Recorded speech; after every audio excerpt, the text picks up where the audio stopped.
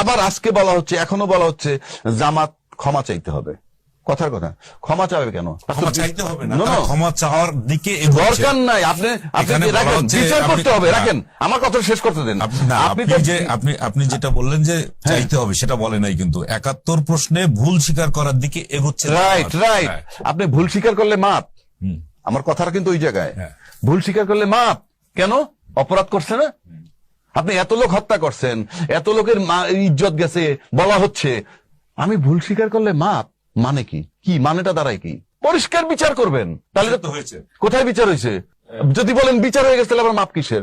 আপনি একদিকে থাকতে হবে, কিন্তু বি প্র্যাকটিক্যাল। বিচার হয়েছে কয়েকজনের, কিন্তু দলগত ভাবে তাদের মাপ চাওয়ার একটা কথা বলেছে। কালকে সকালে আওয়ামী লীগ তো মাপ চাবে, তখন কি করবেন? বিচার করবেন? মাফ হয়ে যাবে?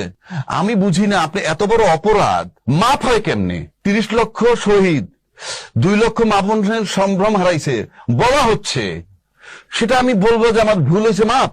আর ইন এডিশন কি এক হইলো মাপ, আবার তাদের ঘরে যে নাতি হয়েছে সে কি রাজাকার? কোথায় আছেন আপনি? তার জন্মই তো বাংলাদেশে।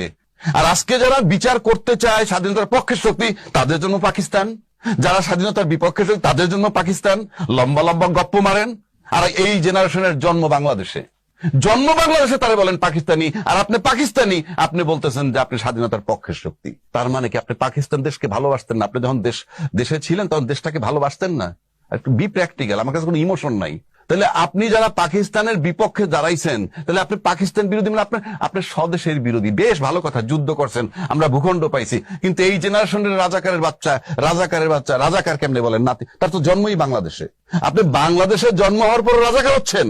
এই সমস্ত থিওরি চেঞ্জ না করলে এটার জন্য খেসারত দিতে হবে। দেশ সেখানে নাই।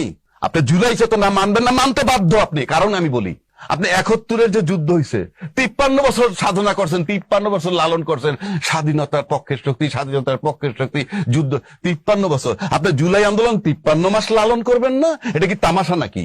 কারণ একটা রাজনীতিবিদের কোন সন্তান বা কোন নাতি, তাদের একটা চুল পর্যন্ত খসে না এই সমস্ত আন্দোলনে। রাজকীয় জীবন যাপন করছেন, এবং টোটালটা বিজনেসবিহীন টাকা পয়সায় আপনারা বড় বড় কথা বলেন।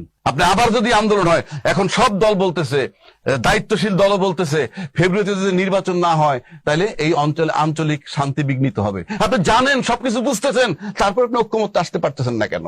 কারণ ঐক্যমত্যে আসলে আপনার দলের লোকসান হয়, আপনার ব্যক্তির লোকসান হয়, রাষ্ট্রের লাভ হয়। আর ঐক্যমত্যে না আসতে পারলে রাষ্ট্রের ক্ষতি হবে। তার মানে রাষ্ট্রের ক্ষতিটা আপনার কাছে কিছুই না। আপনাদের কাছে, রাজনীতিবিদের কাছে রাষ্ট্র একটা খেলা।